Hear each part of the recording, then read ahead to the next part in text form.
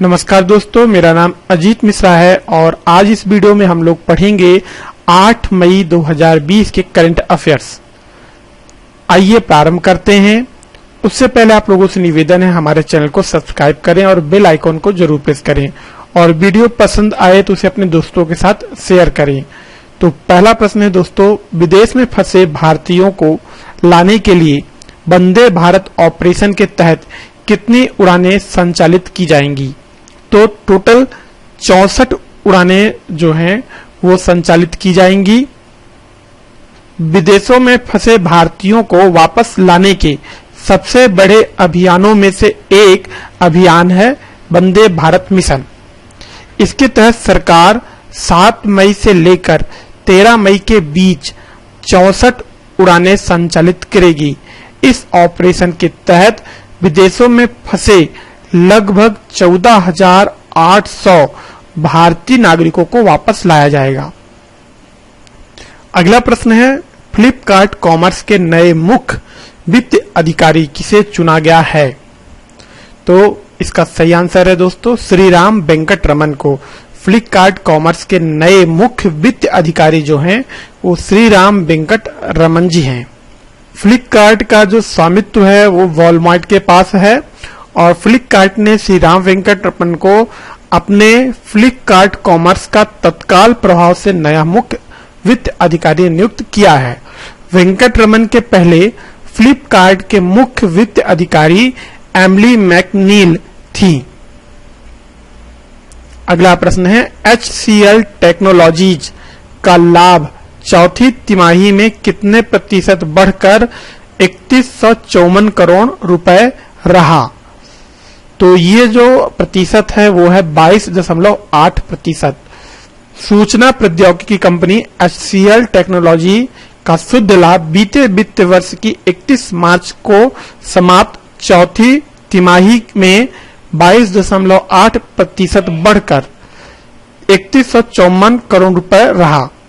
HCL के जो CEO हैं उनका नाम है विजय कुमार और HCL का पूरा नाम है हिंदुस्तान कंप्यूटर लिमिटेड। अगला प्रश्न देखते हैं, भारत ने निम्न में से किस देश के लिए 2.50 मैट्रिक टन हाइड्रोक्सी क्लोरोक्वीन की मंजूरी दे दी है? तो ये मंजूरी मैक्सिको के लिए भारत सरकार ने दी है। हाइड्रोक्सी क्लोरोक्वीन को कोरोना वायरस के संक्रमण के इलाज के लिए बहुत ही महत्वपूर्ण और उपयोगी बताया गया है। सामान्य तौर पर मलेरिया के इलाज में इस्तेमाल होने वाली इस दवा का सबसे बड़ा उत्पादक देश भारत है और भारत मैक्सिको के अलावा अमेरिका, इजरायल, ब्राजील जैसे देशों को भी यह दवाई मुहैया करा रहा है। किस योजना के अंतर्गत 39 करोड़ से अधिक लोगों को 34,800 करोड़ रुपए की वित्तीय सहायता दी जाएगी? तो इस योजना का नाम क्या है दोस्तों? प्रधानमंत्री गरीब कल्याण योजना। प्रधानमंत्री गरीब कल्याण योजना के तहत 39 करोड़ से अधिक लोगों को 34,800 करोड़ रुपए की वित्तीय सहायता दी जाएगी। सरकार ने कोविड-19 लॉकडाउन के दौरान गरीबों को सहायता देने के लिए इस कल्याण योजना की घोषणा की है।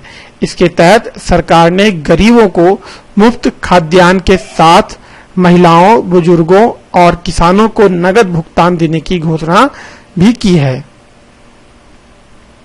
अगला प्रश्न है, केंद्र सरकार द्वारा किस सचिव को भारतीय रिजर्व बैंक के केंद्रीय निदेशक मंडल में निदेशक नियुक्त किया है?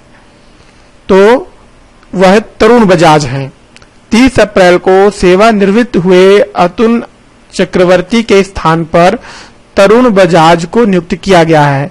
वर्तमान में शक्तिकांत दास RBI के गवर्नर हैं और RBI की स्थापना 1 अप्रैल 1935 को हुई थी और इसका मुख्यालय मुंबई में है। अगला प्रश्न है, विश्व एथलेटिक दिवस किस दिन मनाया जाता है? तो ये 7 मई को मनाया जाता है।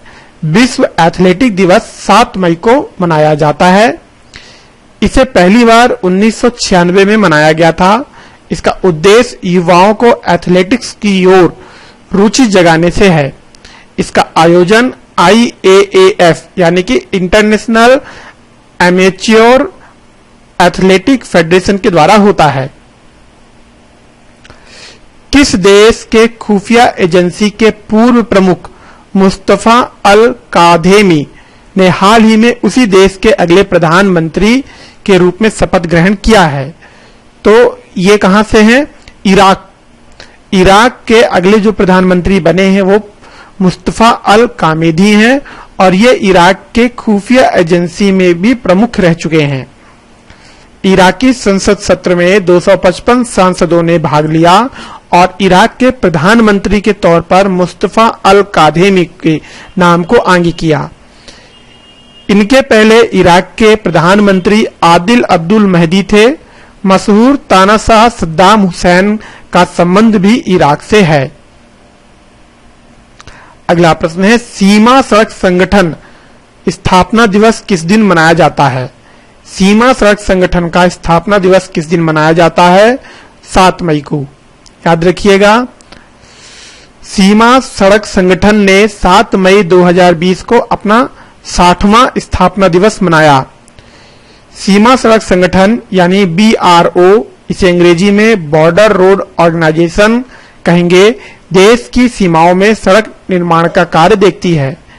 इसकी स्थापना 7 मई 1960 को हुई थी। यह संगठन रक्षा मंत्रालय के अंतर्गत आता है। वर्तमान में इसके DG lieutenant general Harpal Singh ji हैं। अगला प्रश्न देखते हैं, आंध्र प्रदेश के किस शहर में प्लास्टिक फैक्ट्री में 7 मई 2020 को सुबह गैस रिसाव की घटना हुई? तो ये कहां पर घटना हुई थी? वाइजैंग में। ठीक है, वाइजैंग को ही विशाखापट्टनम कहा जाता है, इसलिए आप लोग शंका में न रहें। विशाखापट्टनम और वाइजैंग दोनों एक हैं। गैस रिसाव के वक्त वहां आसपास लगभग 2000 लोग थे। आंध्र प्रदेश के मंत्री MG रेड्डी ने बताया कि फैक्ट्री में गैस रिसाव की सूचना के बाद लॉकडाउन की प्रक्रिया तुरंत शुरू कर दी गई है। यह घटना सुबह 3 बजे के आसपास हुई थी। लीक हुई गैस का नाम स्टाइरिन है। जो गैस लीक हुई है उसका नाम स्टाइरिन है और आंध्र प्रदेश के मुख्यमंत्री YS जगनमोहन रेड्डी जी हैं। अगला प्रश्न है, नागरिक उड़नयान मंत्रालय के नियंत्रण में कार्य करने वाली नागरिक उड़नयान महानिदेशालय ने कौन सा पोर्टल लॉन्च किया है? तो उसका नाम है गरुड़। नागरिक उड़नयान महानिदेशालय ने गरुड़ नाम का पोर्टल लॉन्च किया है। गरुड़ ऐप का पूरा नाम government authorisation for relief using drones है। कोविड-19 से लड़ने के लिए ड्रोन के इस्तेमाल में राज्य की संस्थाओं को अनुमति देने में यह ऐप अहम भूमिका निभाएगा। नागरिक विमानन महानिदेशालय यानी कि DGCA नागरिक उड़नयान यानी कि सिविल एविएशन के क्षेत्र में नियम बनाने वाली संस्था है। DGCA के DG अरुण कुमार जी हैं और इसका मुख्यालय नई दिल्ली में है तथा नागर विमानन यानी कि civil aviation minister Hardeep Singh Puri ji हैं। अगला और अंतिम प्रश्न है दोस्तों, किस देश ने अंतरिक्ष rocket the long March 5B को सफलतापूर्वक लॉन्च किया है? तो चीन ने।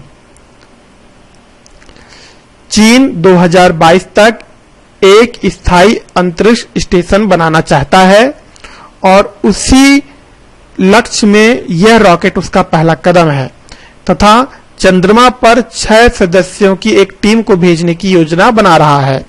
वर्तमान में सिर्फ अमेरिका एकमात्र ऐसा देश है जिसने चंद्रमा पर मानव भेजा है। चाइना के स्पेस एजेंसी का नाम चाइना नेशनल स्पेस एडमिनिस्ट्रेशन है। इसकी स्थापना 1993 में की गई थी। इसका मुख्यालय बीजिंग में है।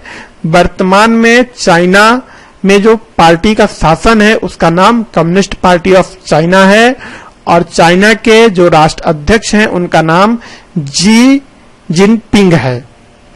तो दोस्तों, आपको हमारा वीडियो कैसा लगा हमें कमेंट करके जरूर बताएं। हमारे वीडियो को शेयर करें और हमारे चैनल को सब्सक्राइब करना बिल्कुल भी ना भूलें।